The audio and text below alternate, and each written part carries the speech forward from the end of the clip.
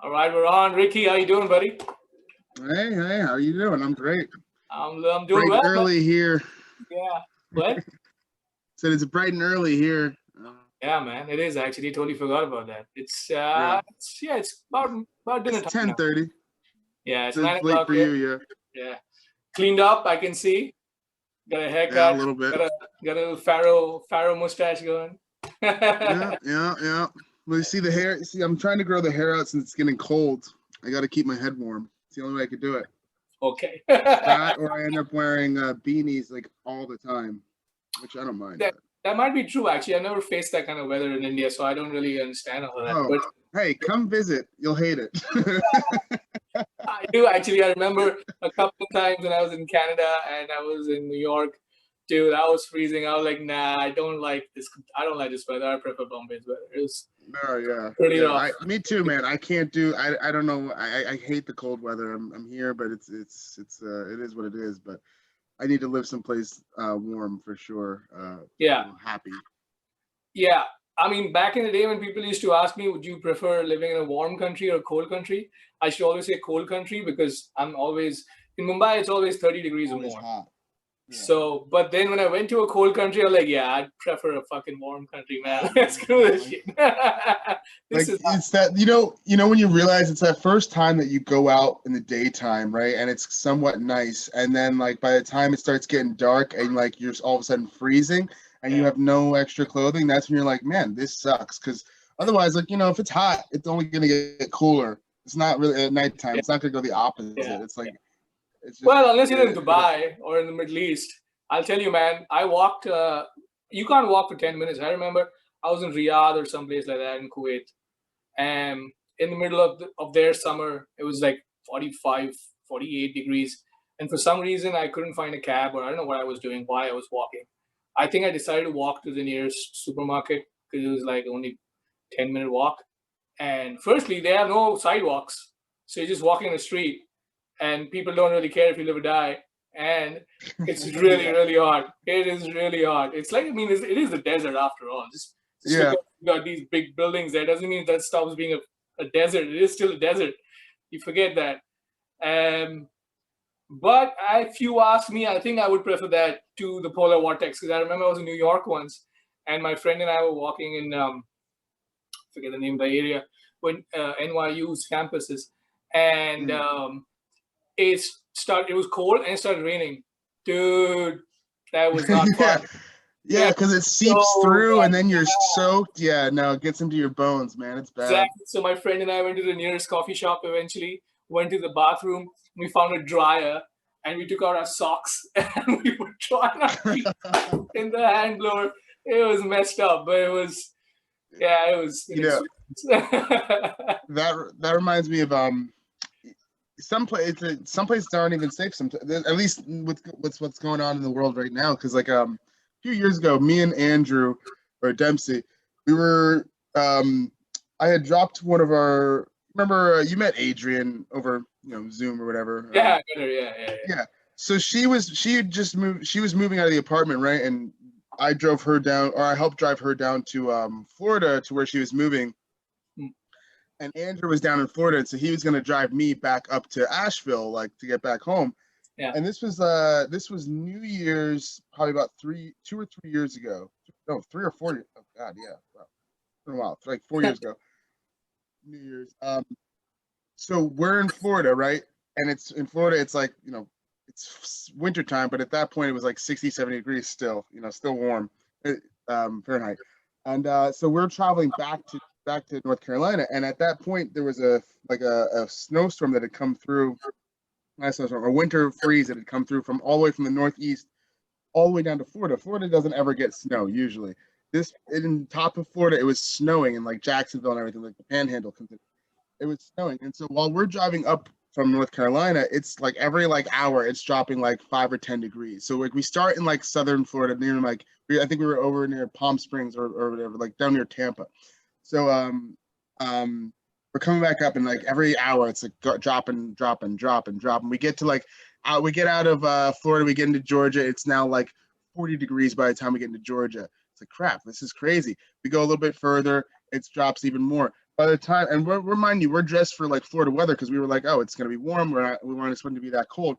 By the time we get into like 2 to 3 hours from Asheville, which mind you, this is like a 17-hour drive. By the time we get to 2 to 3 hours from Asheville, it's now 8 degrees outside, and his truck doesn't have heat, and we're both dressed in like shorts and t-shirts kind of stuff, freezing. So we stopped like literally 3 times at different like Waffle Houses.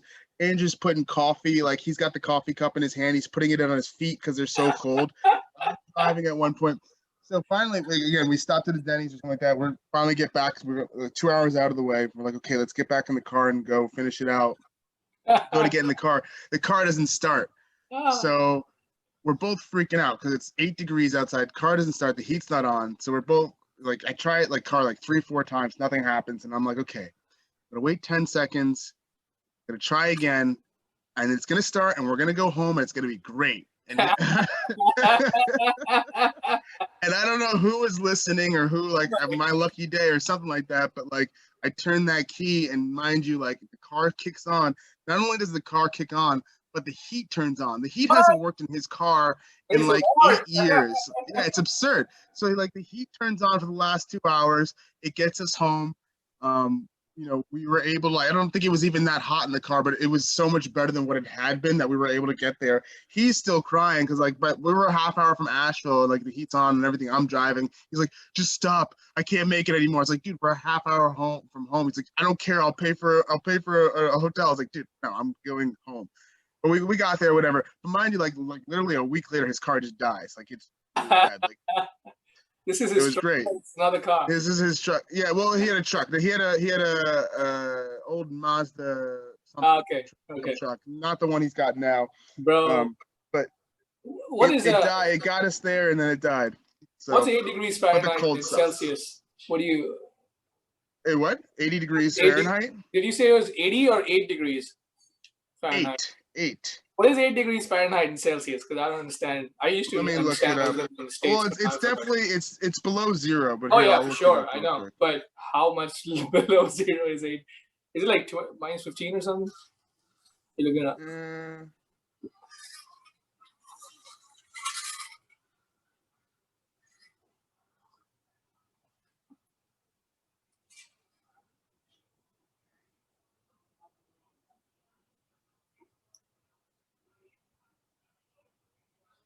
What does it say? Are you looking it up? Negative 13. Dude. Negative 13 degrees Celsius.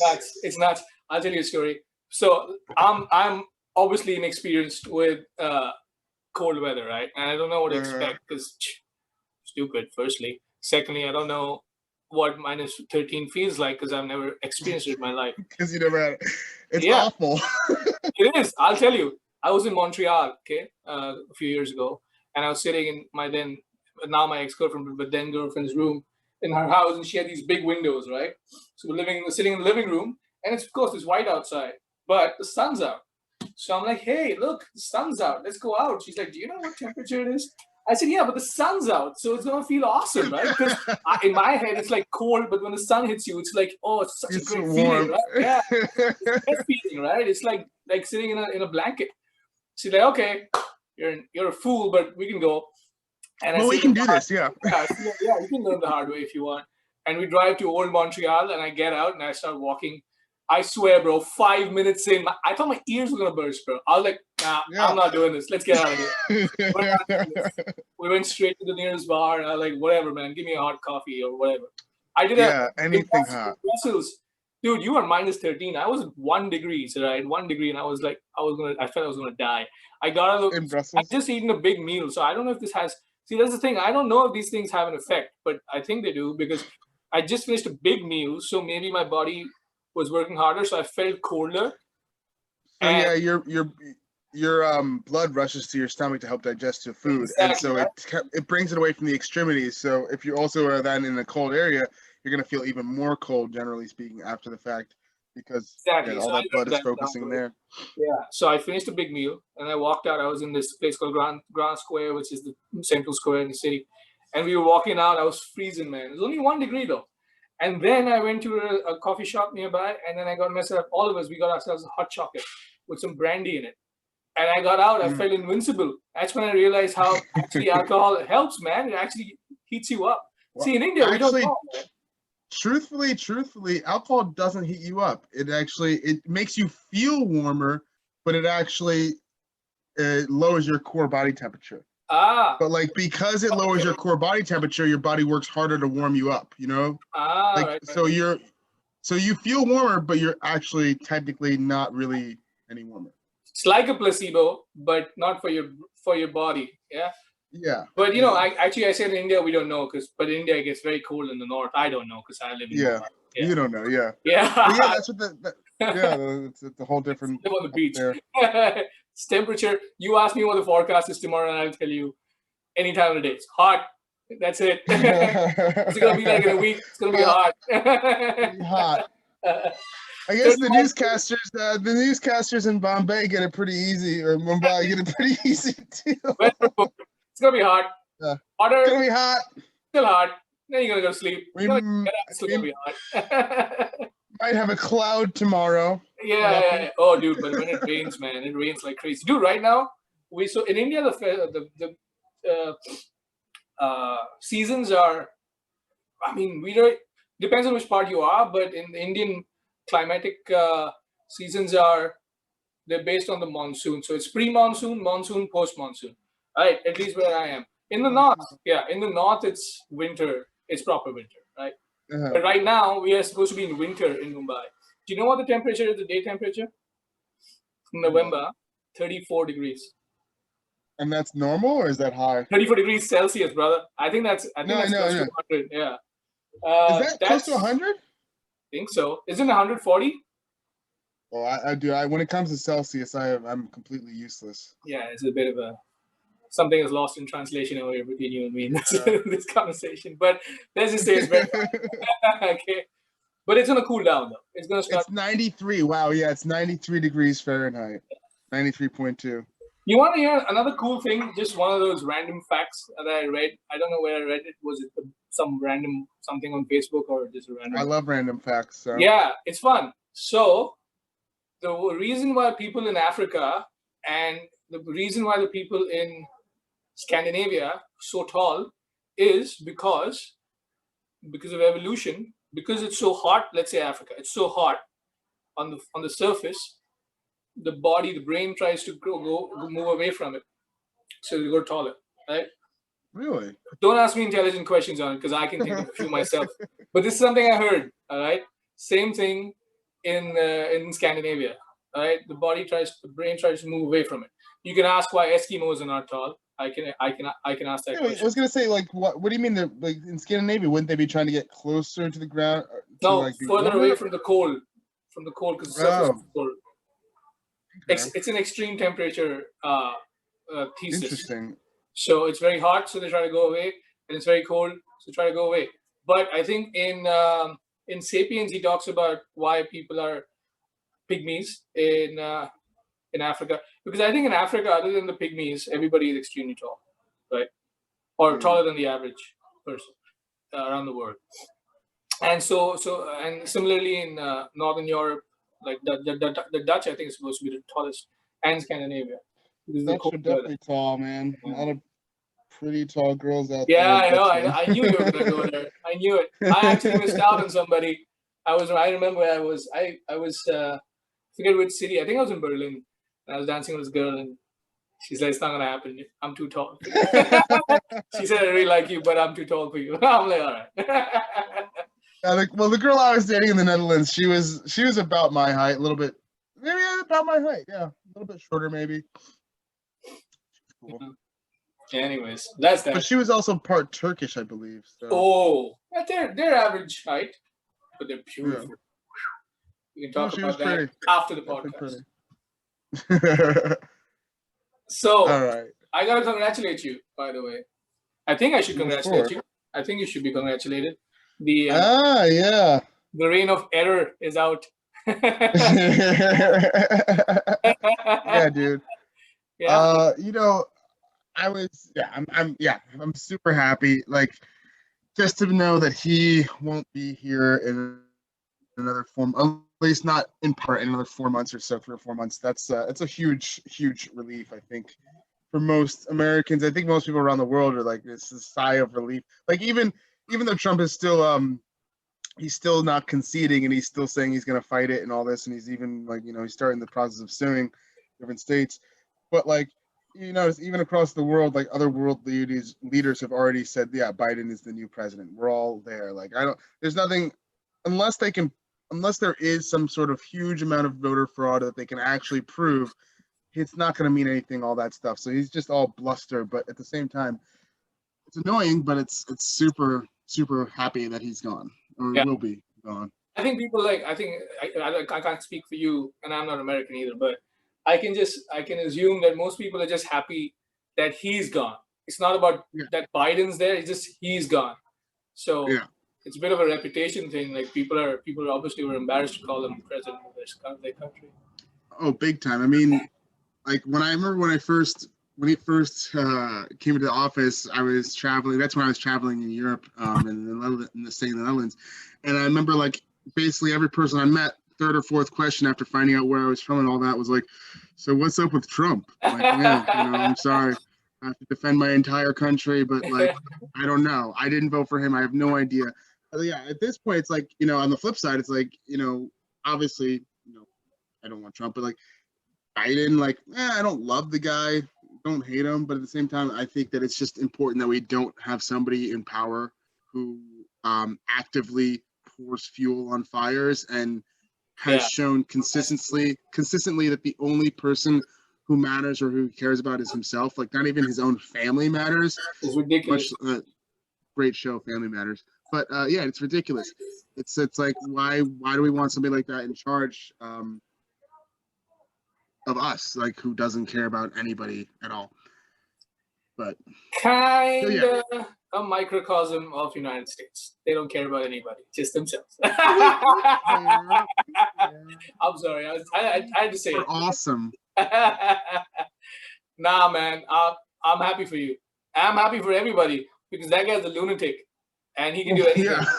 All right, so I'm scared too. Like I say, it doesn't matter for me because I'm not American, but it does matter to me because I don't like it when they say the leader of the free world. He's not the leader of the free world. There are a lot of people who can do a lot of things, but he is in a way. He could be the chief tormentor of the free world if he wanted to, because he's got the largest military and everything. So if he goes nuts and says, "Nah," see, the thing is, it's all a propaganda war, right? So he can turn Iraq into an enemy overnight, Iran into an enemy overnight. Tomorrow he doesn't like India, or India does something, or does some trade deal which he doesn't appreciate, or we do something. He'll say India is the enemy now, and all you'll hear on Fox News is how Indians are this and that. And then before you know it, we've got bombs falling in my backyard. So in that sense, it does matter. So you need somebody with a bit of a stable head. So yeah, well, we can talk about Trump over and over again. I think all the late night hosts do enough of that anyway. So we're gonna let them take over. Let them handle that. The lightweight. Exactly. We're gonna talk about something that we're gonna talk about heavyweights. Heavyweights, yes. The heavyweights. That's it. That's yeah. Ricky here is a bit of a genius when it comes to exercise. So we're going to talk about some exercise techniques today. I want to know a couple of things, man, because I've started my fitness journey with, and then Ricky's really helped me out. We used to have long conversations about all sorts of things, mostly exercises, but a lot about nutrition. And when I started off, if you looked at me in the street, you wouldn't call me fat, but you wouldn't call me fit. I had a big round face, still have a round face, but that's a beautiful face, though. That is true. It is the money maker. So I wasn't the fittest guy in the world because I was going through some health stuff, but we got out of that and I started working out. So I wanted to know how to lose weight and then cut off all the fat. So let's talk about cutting, man. How do you cut? What are the principles or the cornerstones of cutting? So yeah, I know we touched a little bit on this last week or before. Yeah. So like that was kind of like what I had said originally was like the difference between cutting and bulking is very small. Not very small, but it's smaller than what you would think. Like there's a lot less to it than there is otherwise thought. But outside of that, if you really want to dive into, like, let's say cutting, Yeah. Specifically, and like think maybe why you would go about cutting. Obviously, if you're cutting, either you were larger previously, or you're like, meaning like you bulked and now you're trying to cut, or you were just like overweight and you're trying to cut down that Let's fat. do overweight, unfit guy trying to cut. You can do the bulk and then cut process later. But I want to know just a guy who's just gotten out of his couch and realized that, look, you got to do something. All right. And exactly right now, like people have got finished the lockdown. Some places, gyms have opened up and people are not exactly in shape. They want to cut. Sometimes they don't have access to the gym anymore. They can just basically, concentrate on a diet. So what can one do right now to cut? Get back in shape. Size. So like obviously there's I guess three pillars, not pillars, but three main aspects of, I think, any kind of bulk cut, whatever it is. You've got, or you should, what three main pillars should be, I guess, especially if you're focusing on weightlifting, because there's a lot of different ways to lose weight, right? Or cut. I mean, if you just want to lose weight or fat, you could do that by running. You could do that by rowing. You could do that by biking. There's definitely a lot of ways to lose fat. But specifically within the world of, if we're talking about lifting weights and that kind of thing, there's the actual like lifting workouts that you're doing, like strength workouts or hypertrophy type workouts. Then there's the cardio or conditioning type stuff that you're doing. And then there's the nutrition aspect of it. And those three of that together kind of sets you up to for success, so to speak. And manipulating those things are kind of what indicates whether or not you're going to be cutting or bulking in any given situation. So the first aspect, or not the first aspect, I mean, they're all important, so you kind of have to approach them all at the same time. But like, I guess the first one I'll talk about is the nutrition side of things. If you are focused on cutting specifically, you're obviously going to want to be incorporating cleaner, leaner foods into your diet, meaning lots of fresh fruits and vegetables, preferably lots of, with the type of carbohydrates that you're going to be eating, like generally carbs are going to be lower in this instance, but you're still going to want carbs because you need carbs for energy and you need carbs to support your workouts when it comes to the strength-based or hypertrophy-based stuff. So cutting out carbs completely is not a good idea, but definitely choosing your carbs more wisely and maybe selecting them, timing them in more appropriate times is going to be important. So what that could look like is, let's say, for example, that like you are, okay, well, before I get into that, let's talk about when it comes to that, how much of each things when you're looking at protein, carbs, fats, all that kind of thing. So obviously you need protein because protein is what builds the actual muscle after you are breaking it down and helps rebuild it and make it stronger and larger. You need carbs because that is your energy source for movement in these instances, whether it is that you're lifting weights or condition, like doing cardio, whatever it is, you get that energy usually from carbohydrates. Then lastly, fats also give you energy, but on the other side, fats are also hugely important hormonally. If you aren't incorporating enough fats in your diet, specifically cholesterol, without cholesterol, your body does not produce or can't produce testosterone the same way. So if you're cutting out too much fat, you're actually doing yourself a disservice in the long run. But again, how much fat and where and when is important. So my big thing when it comes to, I don't like to tell people what to eat. I mean, everybody likes to eat different things. Some people are vegetarian, some people are, not, and some people are vegan.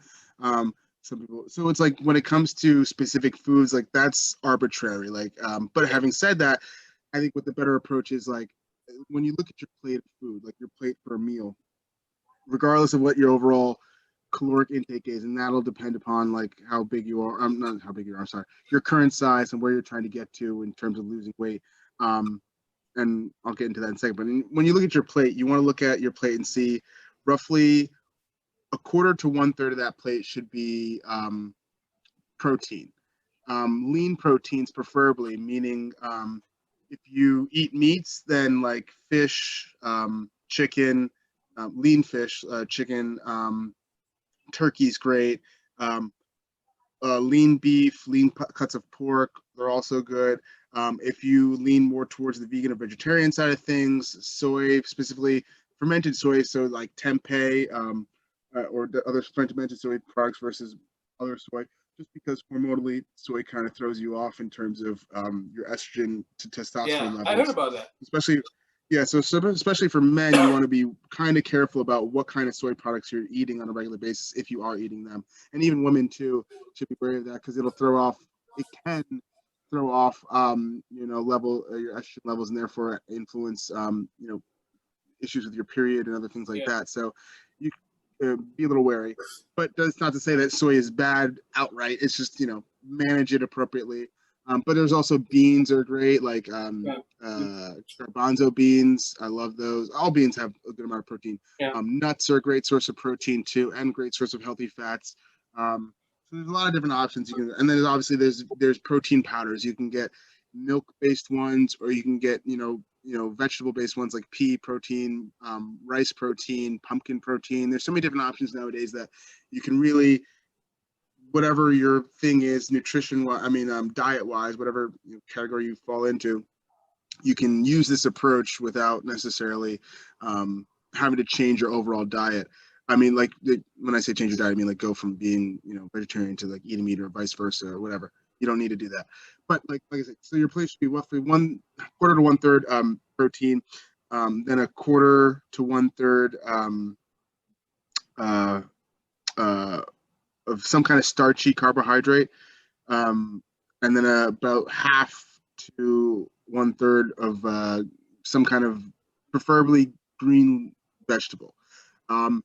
And like the starchy carb could be potatoes. It could be uh, bread if that's what you want. It could be um, uh, Rice, I pasta. guess. The rice. Rice is a great option. I always forget rice, even though I love rice. But yeah, rice as well.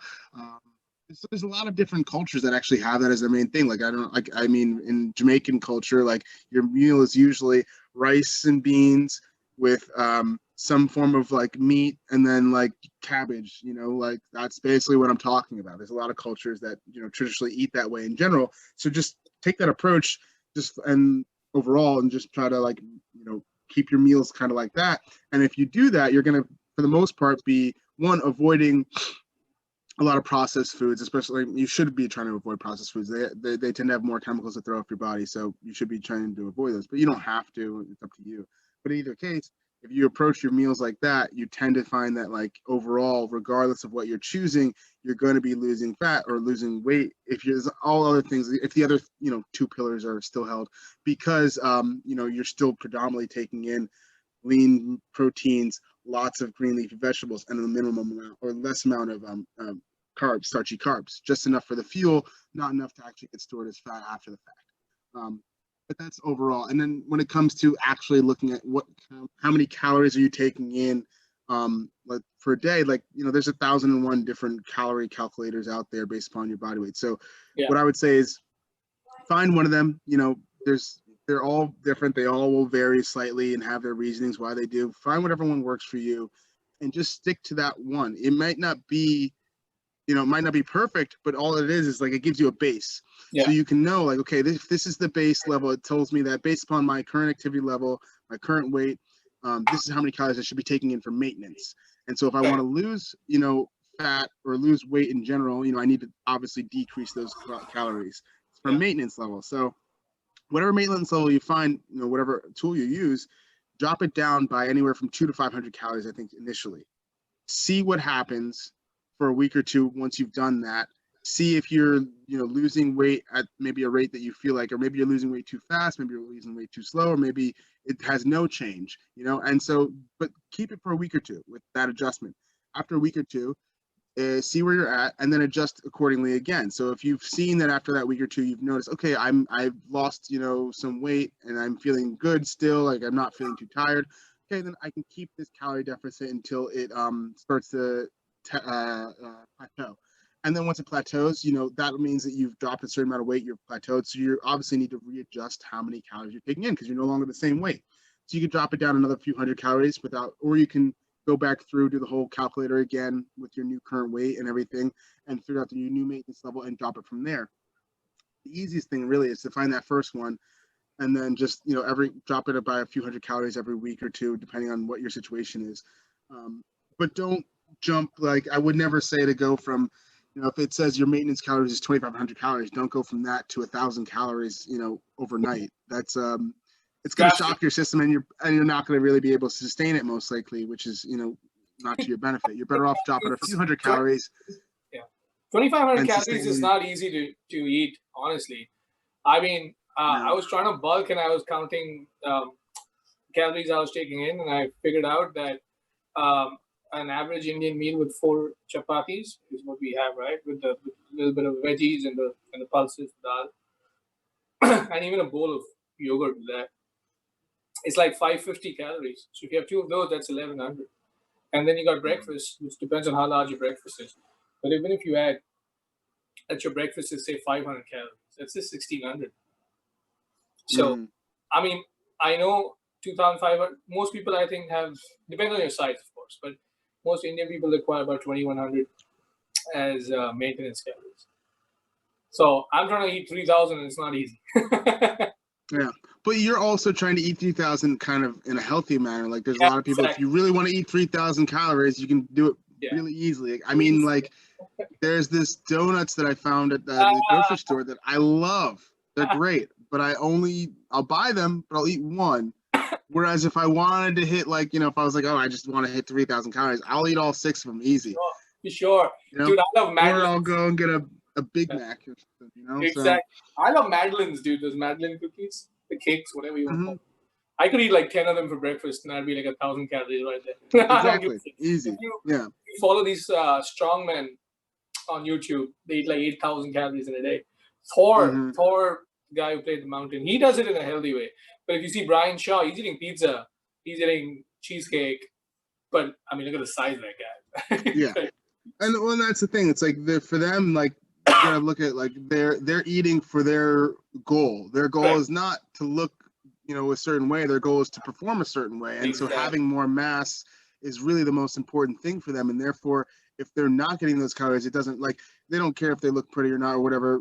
It's just about, like, I need to perform and I need the calories. I don't give a crap where it comes from. Yeah. Do it. So it's each, like, I'm not against that. Like, if I was doing those kind of competitions, I'd be eating sleeves of Oreos too. Like, I got like, like that's I get that completely. But if you're if you're actually looking to cut, like, then obviously you have to change that kind of thing. Yeah. And keep in those kind of overall, categories. So yeah, nutritionally, and then obviously, okay, so like that's the base, I guess the broad strokes of the nutrition. Deeper details are things like incorporating higher carb days and lower carb days. So, like, for example, on the days where you work out, let's say, like, I work out, my strength workouts kind of thing are 3 days a week, Monday, Wednesday, Friday. And on those days, I'll usually eat more carbohydrates after my workout to, like, replenish what I just, burned off. On Tuesday, Thursdays, I usually eat less because I didn't work out or the same way, or I didn't work out at all. And on the weekend, same deal. Like, I didn't work out the same way or if at all, so I don't eat as many carbs on those days. So that's called carb cycling. So that kind of thing will allow you to keep your sanity while you're in a position where you're, like, lowering your number of calories per day and, like, keeping like, relatively strict about things without necessarily without, like, losing efficiency, but losing the ability to work out regularly and with full effort, because if you were to completely cut carbs all the time, cut them low all the time, not only, like, mentally would you feel off, but, like, physically you wouldn't be able to sustain that energy output the same way as you would otherwise. So carb cycling is important, or not important, but that's another element you can add in when it comes to trying to cut. Then there's also not just like carb cycling in the sense of which days you're eating, but when you're eating those carbohydrates. So again, if you're trying to limit the most amount of fat possible or maximize the amount of fat loss, eating carbs after a workout versus on your off days is good. So, like, predominantly after workouts. So, like, if you, let's say, like, you work out on Monday, Wednesday, Friday, right? You work out in the afternoon. So that would mean, like, keeping what you do in the daytime for the most part largely very low not very low carb, but on the lower scale of the carb, and then having most of your carbs after the workout or around your workout in general. Like, so within an hour before to a few hours after is going to be ideal for that, because that's going to focus. It's going to be the time period in which your body is most likely to store those extra calories as into your muscle versus into fat, which is what you want to do. Like, obviously you're trying to, you're trying to cut, so you want any extra calories or any extra nutrients to go towards building muscle or towards the energy of muscle.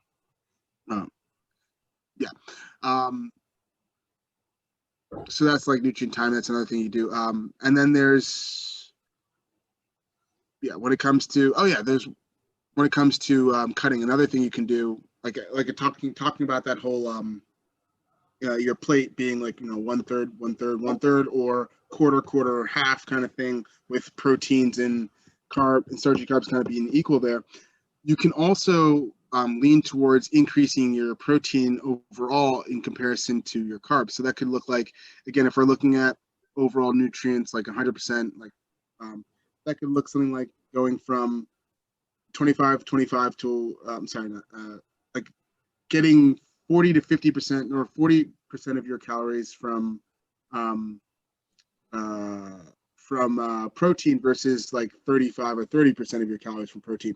The reason being, by upping your protein, you're actually more thermogenic than you would otherwise. And what I mean by that is, when you look at a gram of protein or carbohydrates or fat, so one gram of fat is 9 calories.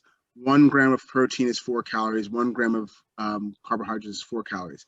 So let's say you have 100 grams of 100 grams of sorry, you take 100 grams of protein, right?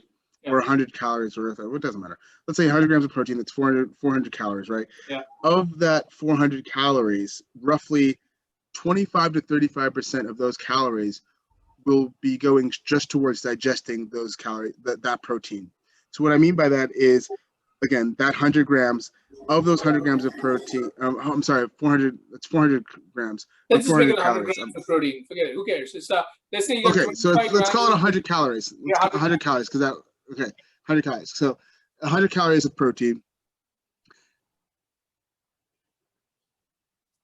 25 to 35% of those calories go straight to digestion, which means that your net amount of protein that your body actually can assimilate into itself is only about 65 to 75 of calories.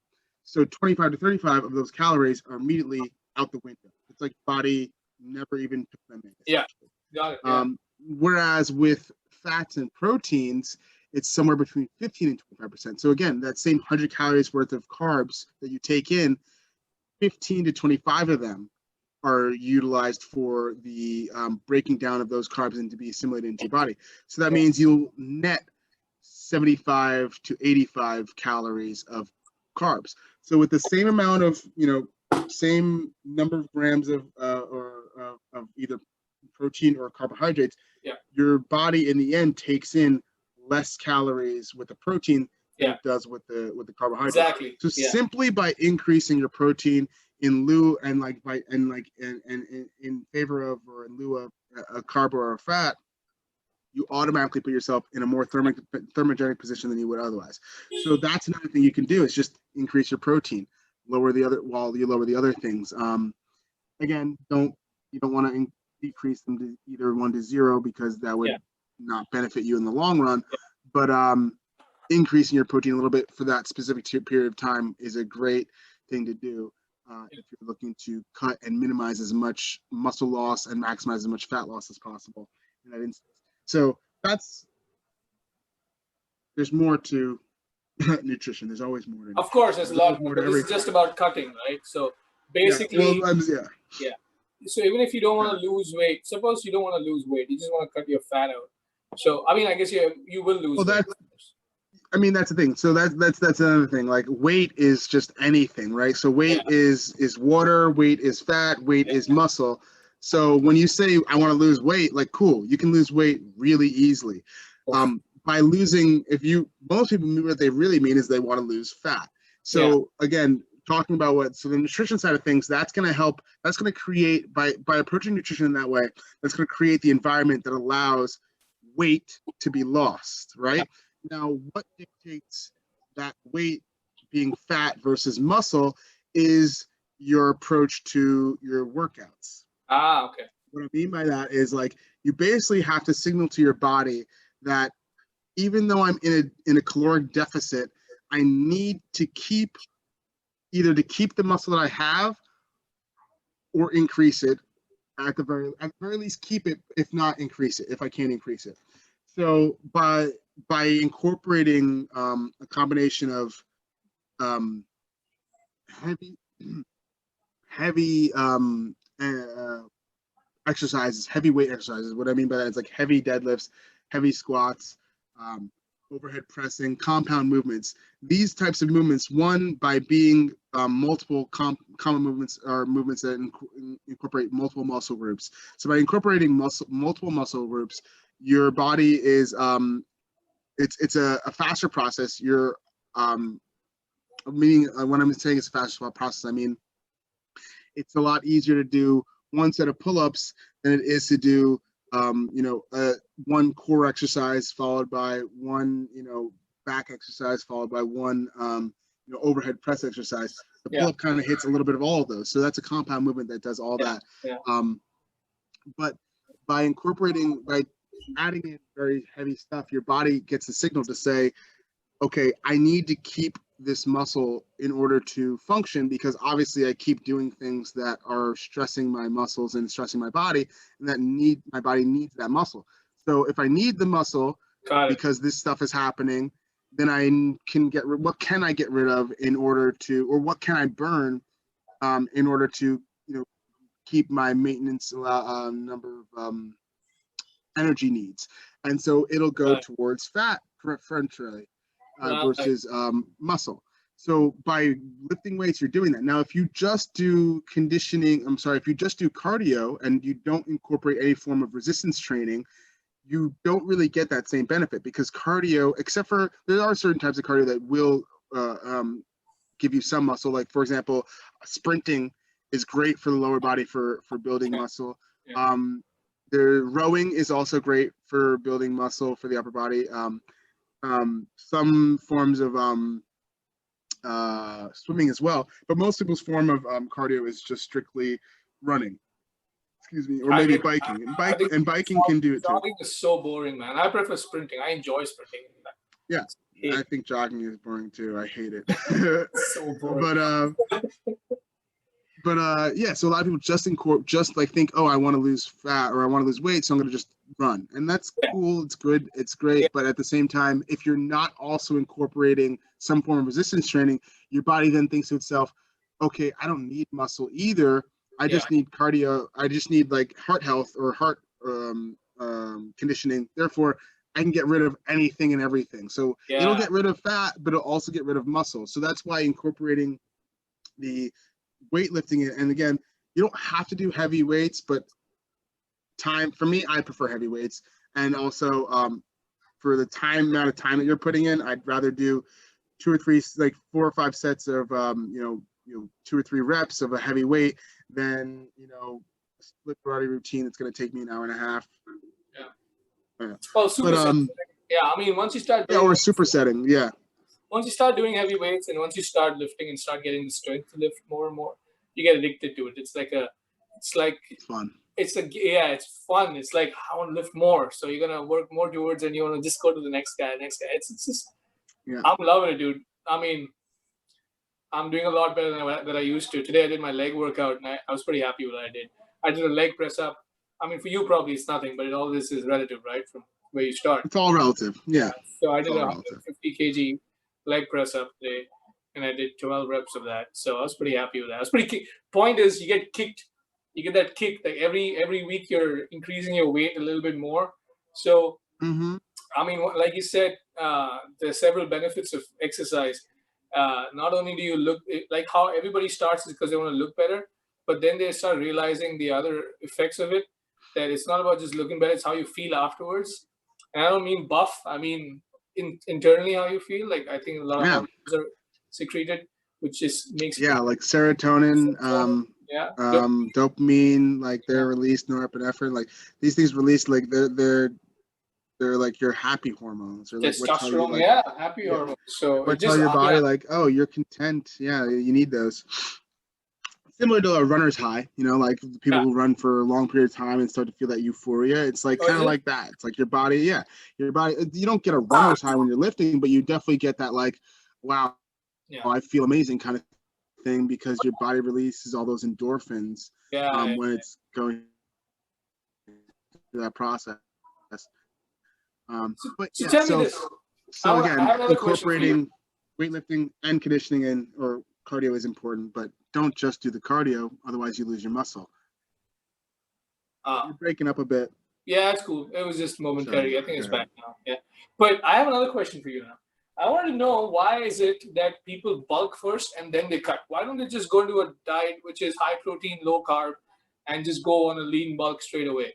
Why is it that people first go bulk and then cut and become lean? Is there a reason for that, or what? So I would say that's probably twofold. I'd say part of it is just um, history, like tradition, so to speak.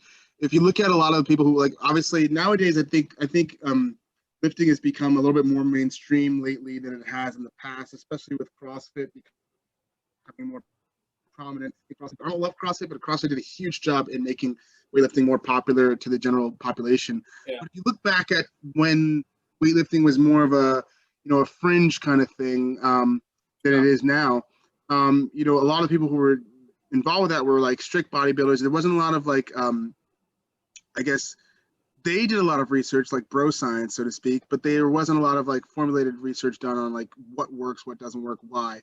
But at the same time, a lot of that bro research, as weird as some of the stuff is, it works. It works not for the average person per se, but when you really get to like, I'm losing you. You gotta get closer.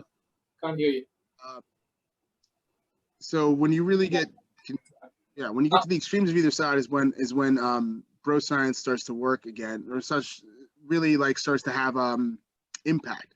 But in terms of like the idea of bulking before cutting is twofold. It's like, one, because when you bulk, well, you got to look at a lot of these guys were taking steroids, or yeah, still are. So like just part of lie. that process is like you're They're putting all on taking mass. You steroids, want to man. put on mass.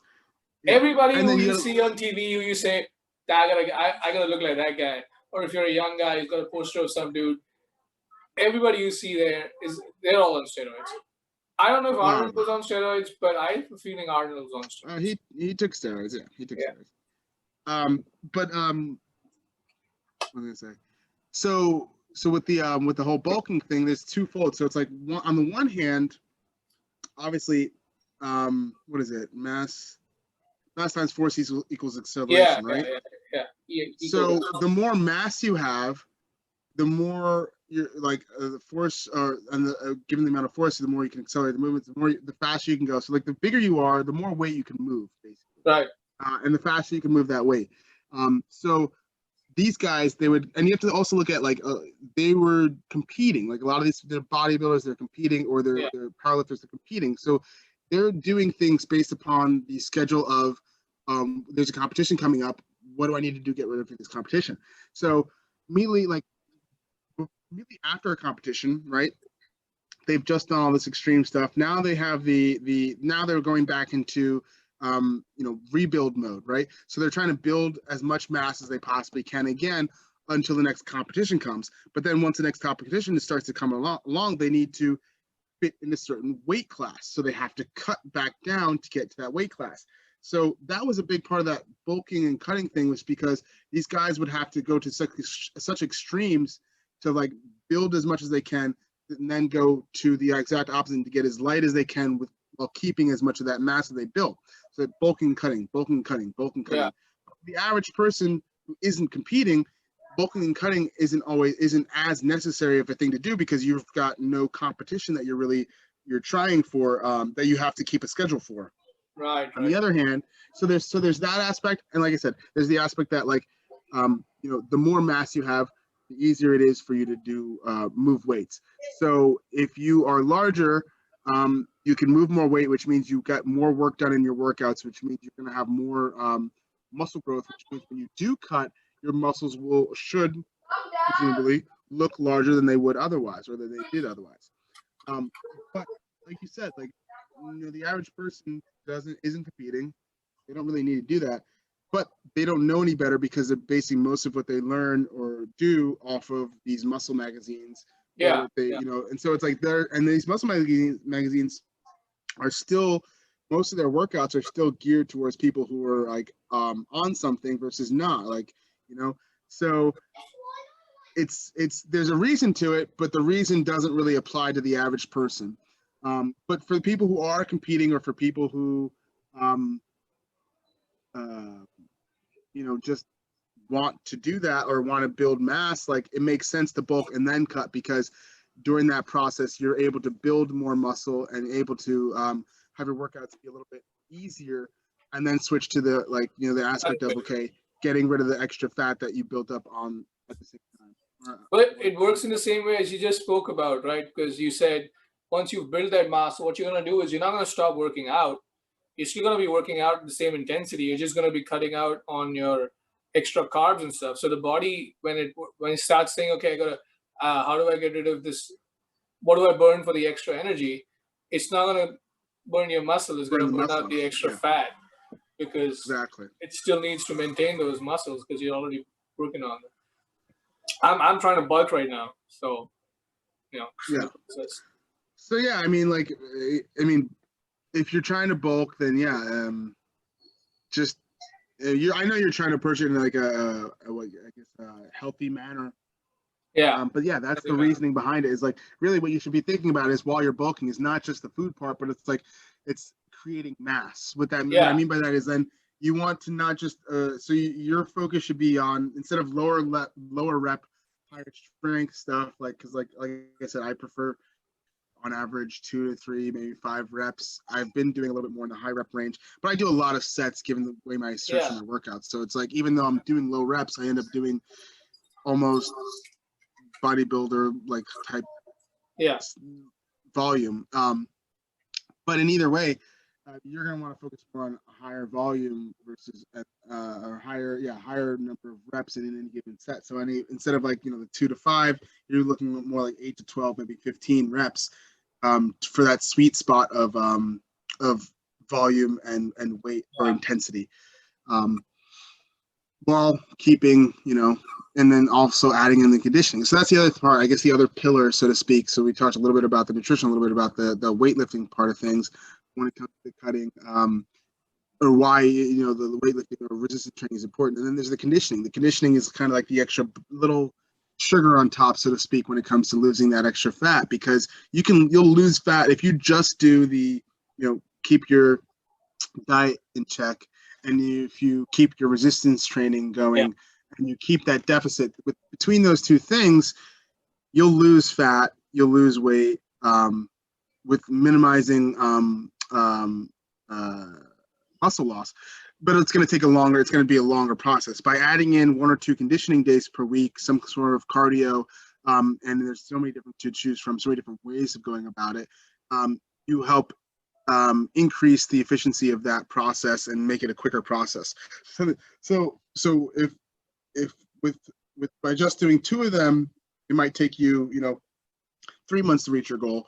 By incorporating all 3, it maybe only takes you 1.5 to 2 months to reach your goal, potentially, of cutting whatever your cutting goal is. But when it comes to the conditioning part, I would say, again, I don't hate all forms of cardio, but I do hate running. And so it's like, if you like running, have running be your cardio in some fashion, whether it's sprinting, whether it's long distance, whatever it is, incorporate running into your thing. For me, I hate running, so I'm more likely to do something like a lot of kettlebell swings for time, or jumping rope, sprinting. Jumping rope is good. I was gonna say jumping rope's awesome. I was gonna ask, now the world's going back to lockdown. All of Europe is shutting down. In India, they're actually opening up, but the world's going back into the second wave of lockdown. So what can people do at home? So yes, diet they can do, but what exercise can they do at home? So if it comes to resistance, I suppose pull-ups and push-ups and all floor sort of exercise is good. But for cardio, I think the best. I mean, you can't jog at all unless you live in a mansion, of course. But Yeah, or no, if you have, oh yeah, I guess it has bigger, or if you have a treadmill, I guess. oh But yeah, yeah, one of the easiest things to do is like you know, jumping rope. You need what? burpees, right? You can do burpees. Burpees you could do? Yeah, Don't need burpees to are a lift great weights, body right? weight one. Burpees, yeah. You can go back and forth between the two. You don't need a lot. Oh, and I like the fact you brought up like you said push-ups and pull-ups and stuff. And I wanted to say something about that because so when it comes to again cutting and exercise selection versus bulking and other things like that, so a lot of people don't understand the fact that like so there's body weight movements, right? That you're just using your body, and then there's like free weight stuff like that, and they think like they're kind of identical. Like for example, people will go like, well, if you could bench press this much, you should be able to do this many Yeah. push-ups and that kind of thing. And they're very similar movements, but you've got to look at what it means to be a closed chain movement versus an open chain movement and what that impact is on your body.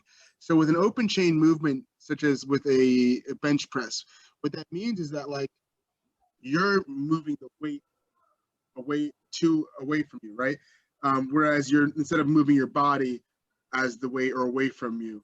So when it's with a closed chain movement across the board, for the most part, it tells your body when it comes to increasing the difficulty or the efficiency of it, the way your body approaches that is it looks at it like, okay, with a closed chain movement, my body, whatever amount of weight that is the factor that I have to resist against.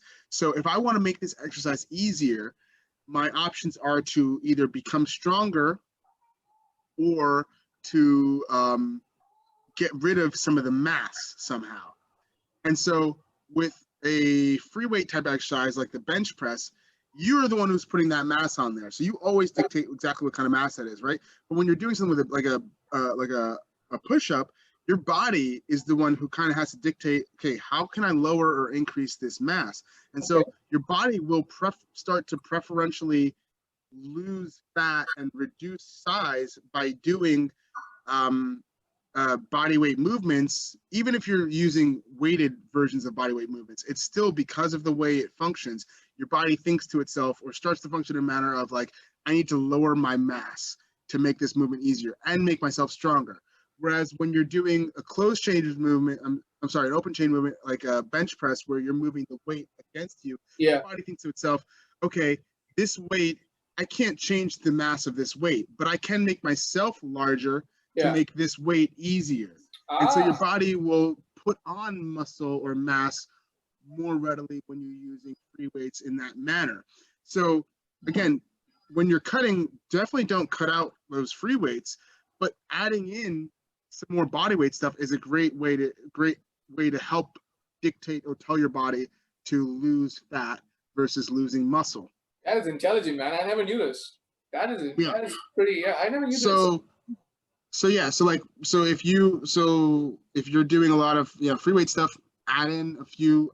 Like I love doing complexes or what's it called, like complexes or where you do, I forget the name of it, but where you do one exercise directly after the other exercise. Dead set? No, a superset. Superset. Yeah. So a superset is where you're doing like, let's say you could superset like squats with overhead presses. Like you do maybe like, squats immediately followed by doing overhead presses right afterwards, right? Or a complex would be, something like that, but like, 4 or 5 different exercises. So if you had one barbell, maybe you start with doing like bent over rows, and then maybe you do deadlifts, and then maybe you would get it to the clean position, then do overhead presses, then put it behind your back, and then do squats, all without setting the bar down. That's a complex. With the superset, it could be completely different exercises, just one followed by the other without resting. So they're very similar, but they have slightly different reasonings behind them, I guess. But they're very similar in their approach. I always thought a superset is a set where you take the highest amount of weight that you can push and do it up to like a certain rep range. So like take a weight that you can't take, or you can do only 1 or 2 off, and push it till you can do 5, and then go to the next weight. I thought that was a superset. No. So that's just progressive overload. That's just that's you simply increasing the difficulty of the workout over time by adding weight based upon how many reps you can do with that whatever given weight you were working with. It's Superset is progressive like a superset is a squat followed by an overhead press. That's like a combination. Any combo of exercises. So, for example, like I've been doing lately, I've been doing like squats and pull-ups actually. So I'll do a squat immediately followed by a set of pull-ups. You know, so that's like my super. But that's what I was gonna say. Is like so if you one squat, you go up and do a pull-up, come down and do a squat. No. So I would do something like I would do a set of like, let's say, you know, my 8 reps of the squat. And then instead of resting for like whatever amount of time it is and then going back to the squat again, I would go immediately to doing the pull-ups. Got it, yeah. Let's say like for 4 or 5 reps, whatever it is, and then rest time. So those 2 exercises together are 1 set. Okay. That's what you'd made for me, right? I should do that. That's the regime I should do. Yeah, exactly. You should do that. Exactly. I should do a push-pull. We'll talk about the next one, but I should do a push-pull. Yeah. And between the push and the between the exercises, I didn't take a rest. I did 5 of one, I did 5 of another one, and then I rested. Yeah. Exactly. Yeah. And so what that does is, especially what's cool about that is, again, going back to the whole closed chain, open chain, body weight, you know, versus free weight thing. And not all body weights or not all free weights are, you know, are open open chain. But either way, going back to that, it's an easy way to incorporate a body weight movement with a free weight movement. Like I said, I do, you know, the squats, which is a free weight movement with barbell, and then I go and immediately do a body weight movement, and I add weight to it. But even though it's a weighted body weight movement, it's as far as the body's concerned, it's like I just added, you know, I gained like whatever 30 pounds. Yeah. It doesn't change the fact that it's an open chain movement. It doesn't change the way the body thinks about it. It just changes the body thinks I'm that much heavier than I was. Yeah.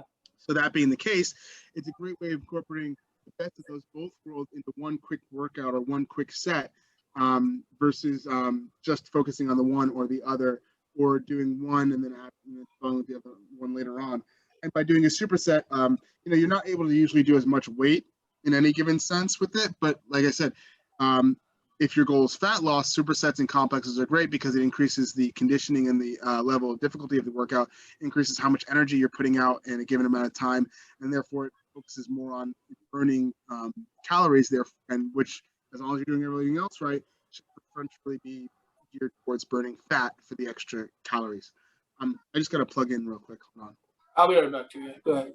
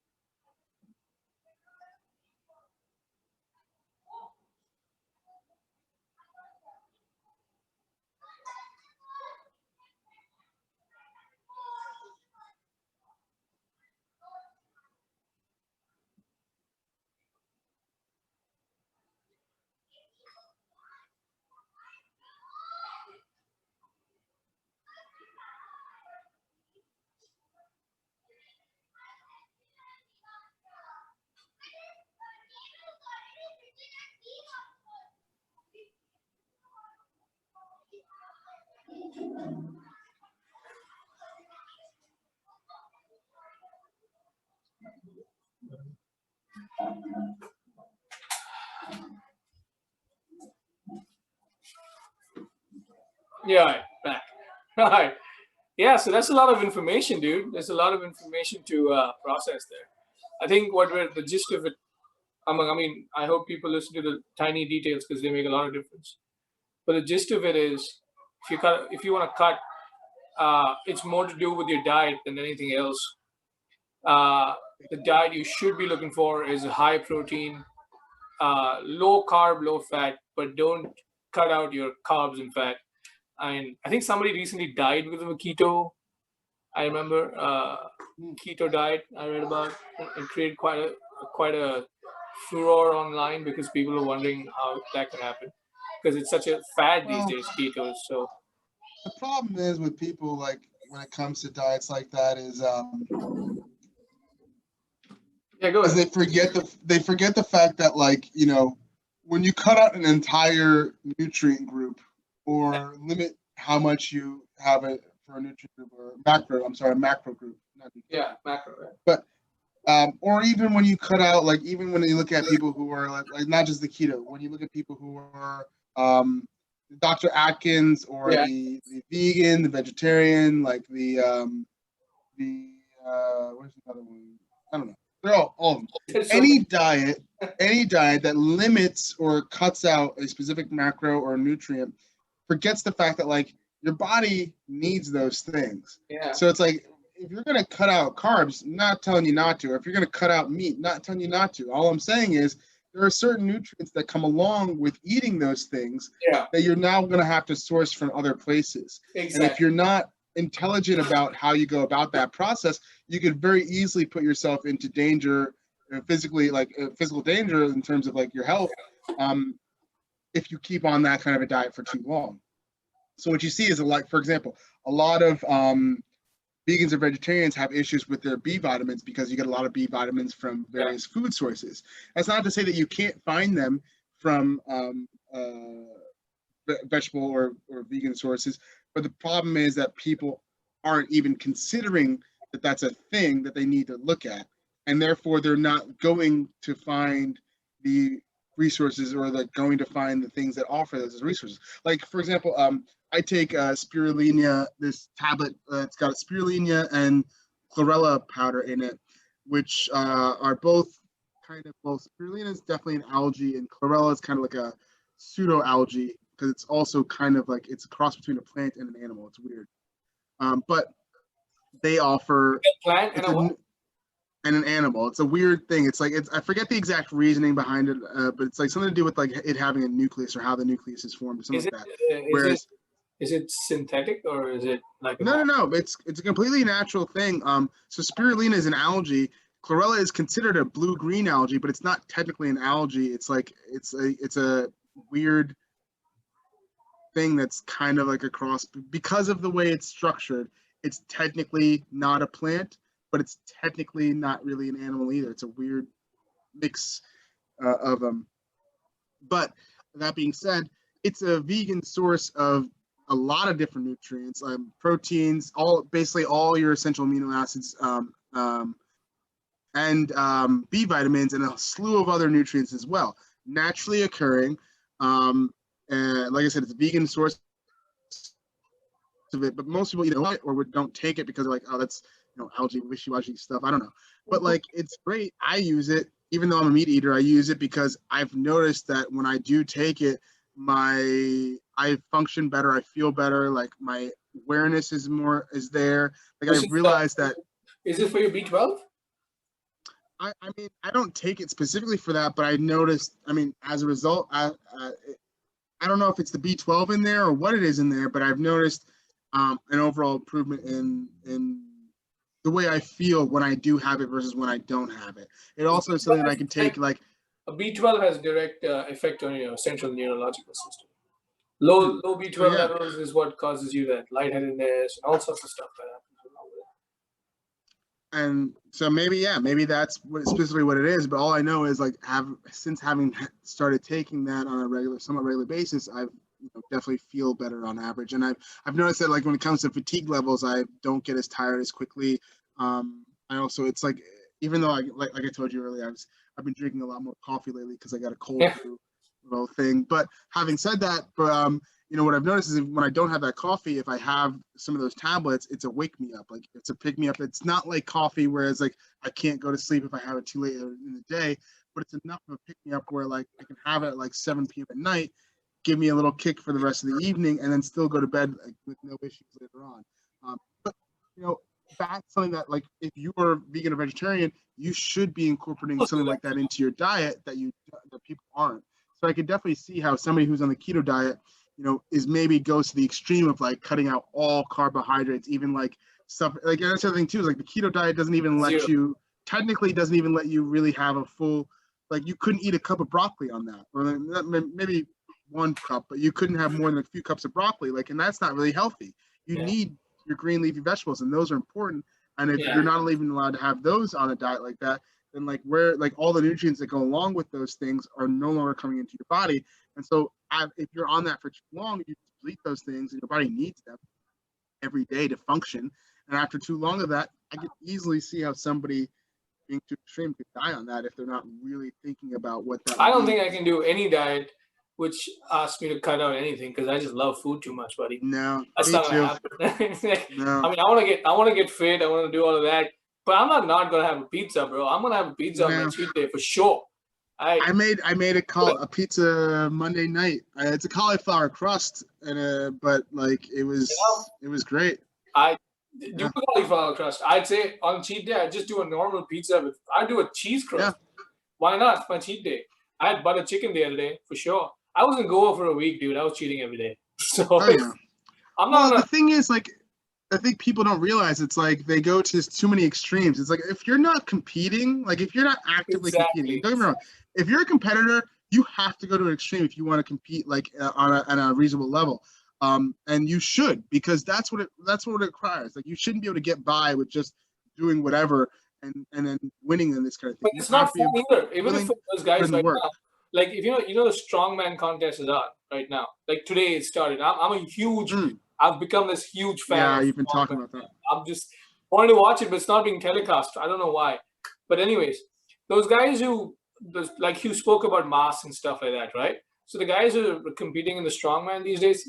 I mean, if anybody's seen strongman, you look at those guys. They don't look like your poster boys of of movies and stuff. Like they got a massive belly. Like when Eddie Hall was strongman, his belly was this. All right, now he's cut because he's gonna go box Thor. That's gonna be awesome. But that time was, and the way they ate, it was ridiculous. Right, it was the opposite of somebody who would do a keto or something or cutting. There's the opposite.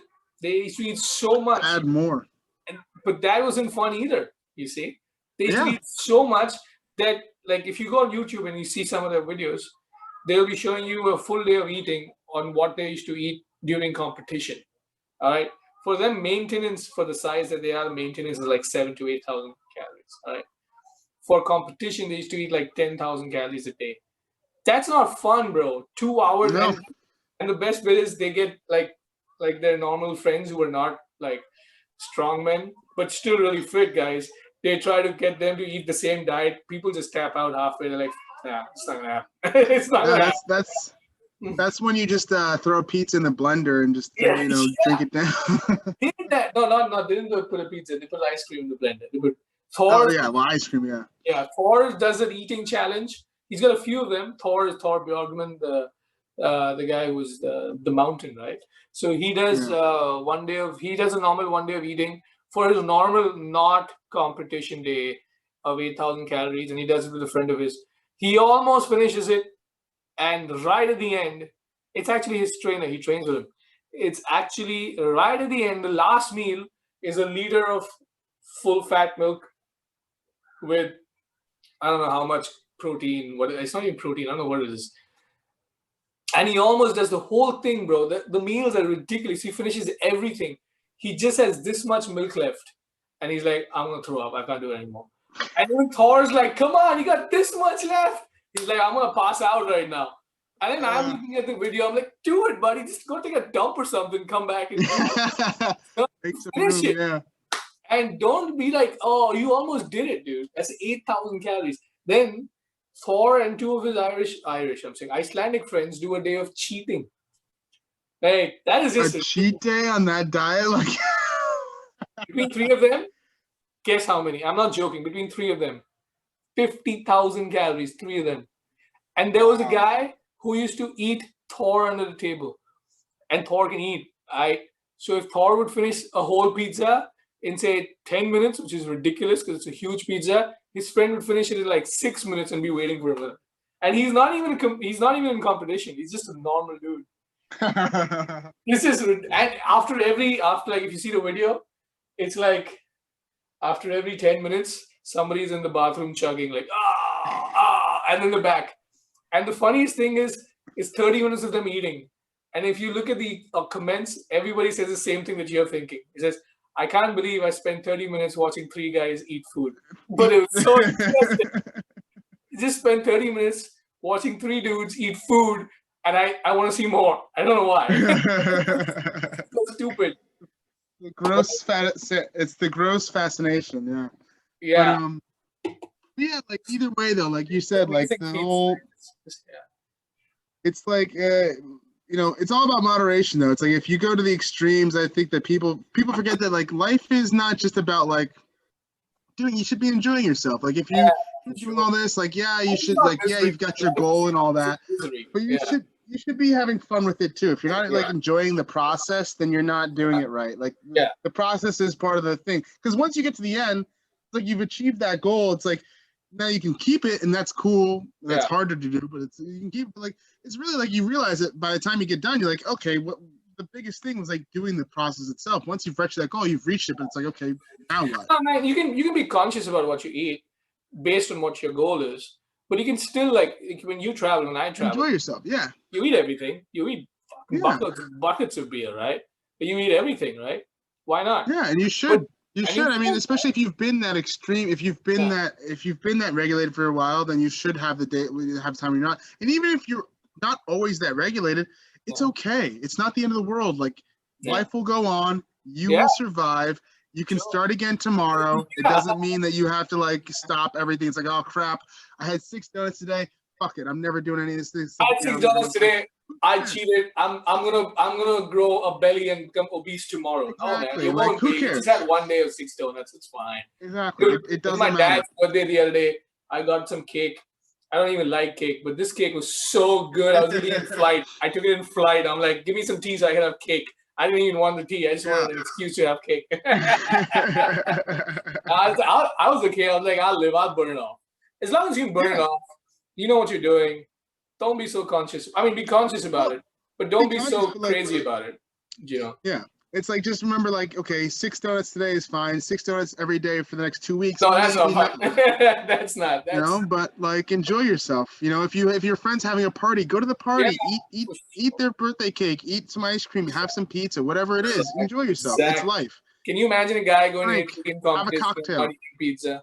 Can you believe that? Yeah. Imagine if you and I go to fucking Italy tomorrow in Napoli. And they Are you kidding me? It's got too much fat. I'm minding my fucking diet. And you're like, oh. All I would say is, Rahul, we're gonna eat whatever we want, but we're walking everywhere. Okay. But that's true though. Exactly. But how much do you walk when you travel? It's ridiculous. Oh yeah. I enjoy walking too, actually, when I'm traveling. Yeah. Oh, I've been walking after my workouts. Like, I'll get done my workout, I'll do a lap around the neighborhood, just a couple laps, just like as a cool down and like as a decompression kind of thing. I do it too, actually. I didn't do it today because I did a leg workout today, and I basically need a wheelchair after that. But most times I do, and after meals too. If you see the Thor competition, he said one thing is after every meal I do a 10-minute walk. And he said before I didn't do a 10-minute walk, and it was ridiculous. I couldn't get through this, but it helps you. It helps start the digestion and helps things move along. I think, like, because you remember every time you eat, you got to make your body is still digesting or did digest food earlier, so it's got to make room for that. And walking, I think, helps that process. It helps shake things loose and get it down to where it needs to get out. We should do an eating challenge, you and I, on YouTube. That would be fun. When we're together, though, when we're traveling next time, not on camera. Okay, yeah. Because I know you're going to cheat, and then I'm not going to be able to catch you, and it's going to be wrong. But yeah, that would be fun. We can go to, I don't know, wherever we travel next. And they better have good food. Thailand's got great food. Vietnam's got I don't really plan on going anywhere that I don't like the food, so. Yeah, we're not going to go anywhere they don't have food. Dude, let's just go to Italy. And let's go to Sicily and just, or whatever, Napoli or whatever. wine and pizza, dude. And And yeah, we're gonna wine, do an pizza, eating challenge. charcuterie. We're gonna do an eating challenge. I think you probably wouldn't, but let's see. It's by the time we go, maybe I'll catch up with you. I think I can Maybe. do. I think I can eat my ass off in India because the food is. I mean, Indian food is delicious. I could do Oh, butter I could eat chicken, Indian food all day. kebabs. We're gonna. But the game is to see who can eat the most amount of calories. All right. So it's Oh not well, the. that's easy though. If that's the case, dude, I've got a sweet tooth like a mother. So like, I'll just eat. Yeah, I'll just eat cake all day. Well, not cake because I don't like cake, but I'll eat brownies, cookies, any kind of dessert. Like I love sweets. That's my Achilles heel. I'm okay with sweets. I like sweets. I do like sweets, but not all of them. Like I love lemon tart. I love like what my dad for my dad's birthday got this orange and almond cake. Oh my god, that was great. I love Indian sweets nowadays. So good. But I'm not a fan of chocolate. So that's where I'll probably lose out. Yeah, I don't know. I'm one of the few guys in the world who don't like chocolate. Very few, Yeah, I that's know. weird. It's wrong. It's illegal. It's blasphemous. But we should do it. We should do an Oh, we eating will. challenge. That's a good idea. We will. Whenever I get to India, either way, like we're gonna spend like a few weeks working out, and you're gonna hate it after a week or two of working out with me. No, we should But do we'll that. also eat a ton. We should do the workout after. Well, We should go travel. after eating, When we no. come back to India, that's when you should work out and lose all the crap that you gained. Oh, and lose it again. I No, mean, well, we should do Mumbai. one. No, we should. Well, no, we'll go. We'll stay in Mumbai for a week. We'll work out for a week, and then we'll go travel all around, and then we'll come back again. Dude, I'm gonna make you eat so much in Mumbai that you'll never be able to get out of your fucking chair. You kidding me? I won't want. But I don't think I food want to leave central, Mumbai anyway. Yeah. That is food central, buddy. I'm gonna plow you with so much biryani and butter chicken that you retire on that bed. I find. I mean, if nobody. This is what I say. My favorite time, the way to spend an afternoon, is after like if I wake up early in the morning, go for a flight, whatever, and I'm tired or whatever. Just want to lie down, or not lie down, just sit down in like a nice, comfortable chair, get a beer, get either chili chicken, all right, which is Chinese but Indian Chinese, or butter chicken, all right, and watch a cricket match. Dude, you will never sleep better than that ever in your life. It's like four shots of chamomile tea. Are you saying the cricket's gonna make me fall asleep? Yes, the test match. Because the beer, the butter chicken, chili chicken, or either, and then a test match. So a test match on a normal day will put you to sleep. Even after a long coffee, you'll fall asleep. But then you still like it. It's just slow, and you just like, there's such a rhythm to that. It's just casual. Yeah. It's such a rhythm to the test match that you just fall asleep so easily. It's like watching waves or something. It's just great. Well, I'm down, man. Let's do it. All right, man. Cool, man. This has been a good podcast. Next time we're going to talk about wellness and exercise techniques. I think that'd be a good idea. Yeah. We covered some amount of nutrition. There's a lot more to it. But if anybody's listening to this, I've got a podcast on Spotify called The Village Idiot, and we've got Ricky spoken in great detail about nutrition there. So if you're interested, look it up or leave a comment, and we'll get Ricky to reply. And we can get into more details. But stand by for further information. We're gonna do another podcast soon about health, wellness, and everything that goes around. I think what is it? Mind, body, soul. We're gonna try to focus on the things that incorporate that. That's gonna be a long one, buddy. That's gonna have to be a few chapters. That's gonna be we'll have to probably come back and forth to that one because that's a lot to go into that. You can't just. That is there's a big chapter. Yeah. Good stuff. All right, man. Thanks for stopping by. Always a pleasure. All right, dude. All right, You be you. Peace out, man. Yeah.